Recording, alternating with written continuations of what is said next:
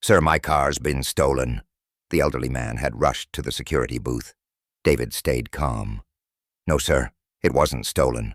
You didn't drive here today. Your wife dropped you off." The man got angry. "You're lying." David showed the camera footage. The man's face changed, with fear. I don't remember." David spoke softly. "I know, and I want to help you. I used to be a doctor. Seattle, Washington, Northgate Shopping Mall. Thursday evening, 9:30 p.m. The mall was closing. Cars in the parking lot had thinned out, lights dimming. In the security booth, David Chen, 58, watched the monitors. He'd worked here for 5 years. Before that, 30 years as a neurologist at Johns Hopkins. Until that day. The booth door burst open. An elderly man rushed in. Robert Mitchell, 74 years old, panicked, face flushed red. "Sir, my car's been stolen. Call the police immediately." David calmly turned around. He knew Robert. He'd been coming every day for the past 3 weeks. Same story. "Mr. Mitchell, please sit down. Take a deep breath." "No time to sit. My car's been stolen. I parked in section B3. Gray Honda Civic." David turned to his computer, opened the entry logs. "Mr. Mitchell, you arrived today at 2:23 p.m. Your wife, Margaret, dropped you off. North entrance, Toyota Camry, burgundy." Robert's face confused. "What?" "No, I drove here. I always drive." David turned the monitor, opened the security camera recording. 2:23 p.m., burgundy Toyota Camry. Robert getting out, wife waving, car leaving. The anger on Robert's face turned to fear. His legs began trembling. David quickly got water, pulled up a chair. I don't remember. How is this possible?" David sat across from him, fixed his eyes on Robert's. 30 years of experience speaking now. Pupil reaction, eye movements, minimal tremor in facial muscles. "Mr. Mitchell," he said in a soft voice. "This isn't the first time, is it?" Robert put his head in his hands. "I don't know. Maybe. Margaret says things, but I'm just getting old." David stood up, pulled his old ID from his wallet. The Johns Hopkins logo still there. "Mr. Mitchell, I'm Dr. David Chen. I practiced neurology for 30 years. I'm retired. Now I'm a security guard here, but the brain is still the same brain." Robert lifted his head. "A doctor? Why security? Long story. Not important. What's important is you. May I ask you some simple questions?" David closed the booth door. He didn't want anyone inside. "Mr. Mitchell, what's today's date?" Robert hesitated. "Thursday." "The date?" "March 15th. David made a note. Today was March 28th. "Who's the president?" "Obama." "No, wait. Trump?" "It was Biden. They were in 2024. "Do you remember what you last ate?" Robert thought. "Breakfast. Eggs. Margaret made them." David opened another video, food court camera. Robert eating a burger at 2 p.m. "Mr. Mitchell, I'm going to say 3 words. Please remember them. Apple, table, penny." Robert repeated. "Apple, table, penny." David asked more questions. Simple math, counting backwards, clock drawing test. 10 minutes later. "Do you remember those 3 words?" Robert's face went white. "What words?" David's heart sank. This was a quick version of the Montreal Cognitive Assessment Test. Robert had scored 19 out of 30. Mild cognitive impairment, probably early-stage Alzheimer's. "Mr. Mitchell, we need to call your wife." Robert got angry. "Why?" "I'm fine. Just tired. Please, trust me." David picked up the phone. He'd taken the card from Robert's wallet, ICE, in case of emergency, written on it, Margaret Mitchell. "Mrs. Mitchell, this is David Chen from Northgate Mall. Your husband is with me." "Don't worry, he's fine. But could you come pick him up? And we need to talk privately." Margaret arrived 20 minutes later. 72 years old, tired, worried, relieved to see Robert, but noticed the expression on David's face. "Can we talk outside?" David said.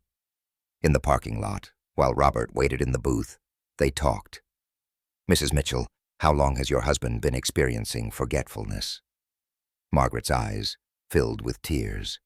6 months, maybe more. He refuses to go to the doctor. "I'm a retired neurologist," said David. "I worked at Johns Hopkins. And your husband's condition isn't simple aging forgetfulness." Margaret began crying. "I knew it. My mother had Alzheimer's. Same symptoms. You need to get a neurology appointment immediately. Early diagnosis is crucial. There are medications. They can slow progression." Robert won't agree. He's stubborn, David thought. "Wait." He returned to the booth. Robert was watching television. "Mr. Mitchell, I have a proposal. I still have connections at my old clinic. They do free checkups. Are you a veteran?" Robert nodded. "Vietnam, 68 to 70. "Perfect. The VA hospital has an excellent neurology department. Just routine checkup. Everyone does it at our age." Robert was suspicious. "Aren't you a doctor?" "You check." "I'm retired. No license anymore. But there's Dr. Sarah Kim, my former student. Great doctor." Margaret came in. "Robert, let's go home. We'll go to the doctor tomorrow." "Doctor? Why?" David and Margaret made eye contact. "Routine checkup, honey," said Margaret. "Don't you remember? We had an appointment." They didn't, but Robert nodded. 2 weeks later, VA hospital. David sat in the waiting room, Margaret beside him, Robert inside, getting an MRI. Dr. Sarah Kim came out, smiled when she saw David. "Professor Chen, it's been so long." "Sarah, thank you for coming." Sarah's face turned serious. "You were right. MRI results. Hippocampal atrophy, early stage Alzheimer's, but lucky. We caught it very early." Margaret was crying. David held her hand. "Treatment?" David asked. "We'll start donepezil. Cognitive therapy, maybe clinical trials. We can give 2 to 3 years of good quality, maybe more." Robert came out, confused but calm. "Doctor says I have small forgetfulness," he said cheerfully. "She'll give me medicine." Margaret forced a smile. "That's wonderful, dear." David stood up. "I should go. I have work." Robert hugged him, an unexpected gesture. "Thank you, son. If it wasn't for you." "You're welcome, Mr. Mitchell."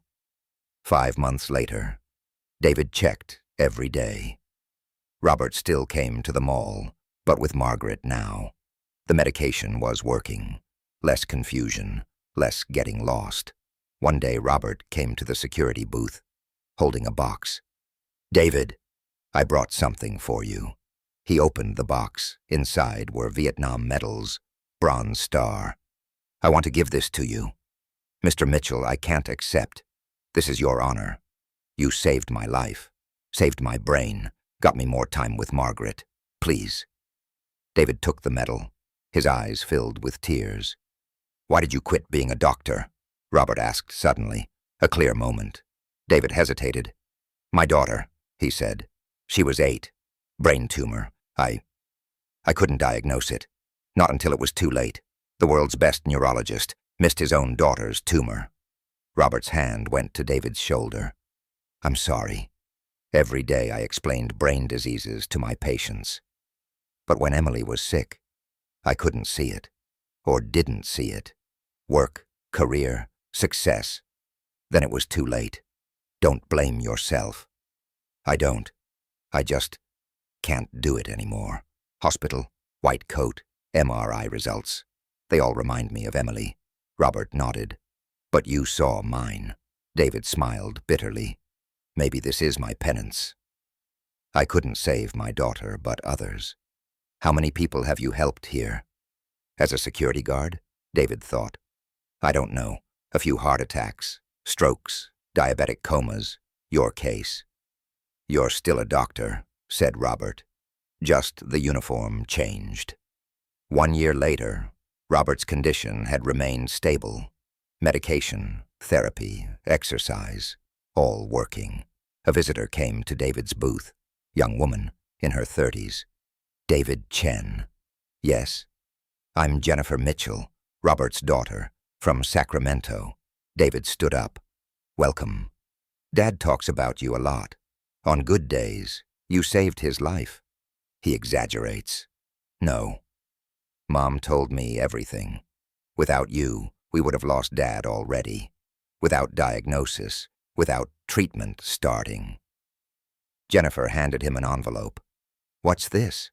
From Sacramento University, neurology department, looking for a consultant, no clinical practice, just teaching. David opened the envelope. Job offer. I can't. Why? Dad said you were the best teacher at Johns Hopkins. That was someone else. Jennifer nodded. Maybe.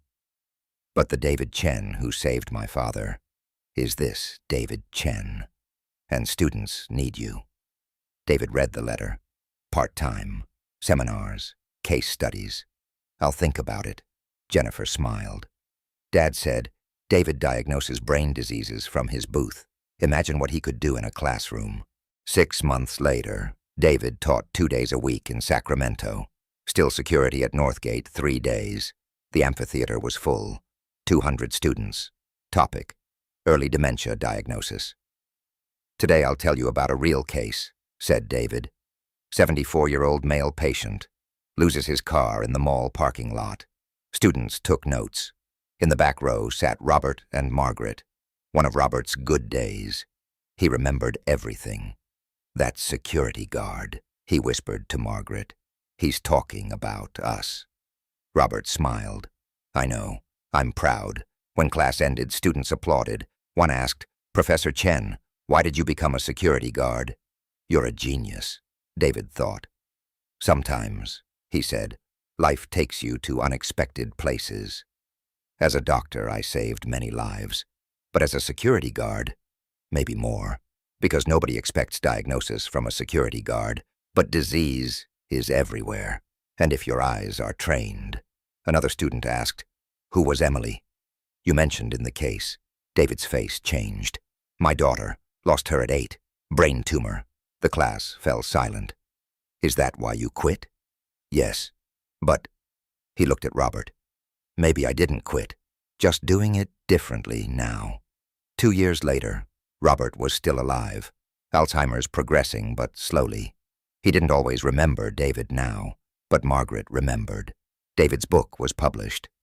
Diagnosis in the parking lot, a neurologist's second life. Northgate Mall management gave David a special room. Health consulting on the door. Still a security guard. But now everyone knew. The doctor guard. Every day people came. Mr. David, do you think this is normal? My mother recently. And David watched, listened, guided. Seattle Times. Northgate's miracle security guard. 47 early diagnoses in 5 years. Subtitle: Dr. David Chen continues saving lives in a security uniform. Robert Mitchell died peacefully at 82. His last words: Tell David. I found my car. David spoke at the funeral. Robert taught me something. You don't need a hospital to be a doctor. Just need to see, to care, to help. He visited Emily's grave. A new inscription had been added to the stone. Your father is still saving.